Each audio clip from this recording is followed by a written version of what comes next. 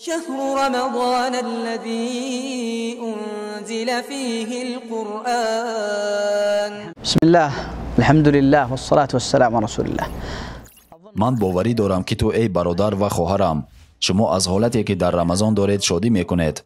ماشاءالله روزانه روزه، شبانه نماز، ایمان، تلاوت قرآن، افطار روزه‌داران. ماشاءالله تبارک الله. به فکر شما چی میشد اگر تمام حیاتمان از طاعت و عبادت الله عبارت می بود؟ همین طور با فرارسی ماه رمضان معلوم می شود که چرا ما در این روزها و لحظه های زیبا با الله خود را اینقدر خوب حس میکنیم.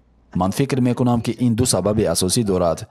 یکم چون که تمام محیط ما با عبادت مشغولند و ما را به آن تشویق میکنند. محیط زمانی که آن تو را تشویق میکند آن به تو کمک میکند. دوم فضیلت و ثواب عملهای انجام داده را فهمیده به سوی آنان میشتابیم. خوب اگر خواهیم که تمام عمر ما از اعمال نیک عبارت باشد باید از این دو اصول استفاده بریم. اولا ما باید طایفه از مردم نیک را جستجو کنیم. محیط صالح که ما را به صدقه، به نماز بامداد، به نمازهای نفل و به دیگر عملهای صالح تشویق میکنند. و ثانیاً ما باید فضیلت عملهای صالح را بدانیم تا برای اجرای آنها تلاش کنیم. آیا این یک راه حل عادی نیست؟ و از این رو ما باید به آن سعی کنیم. در بین صالحان و مطالعه درباره فضیلت اعمال صالح زندگی کنیم. از الله بزرگ میخواهم تا از ما و شما را قبول کند. و سلام و رحمت الله بر پیامبر.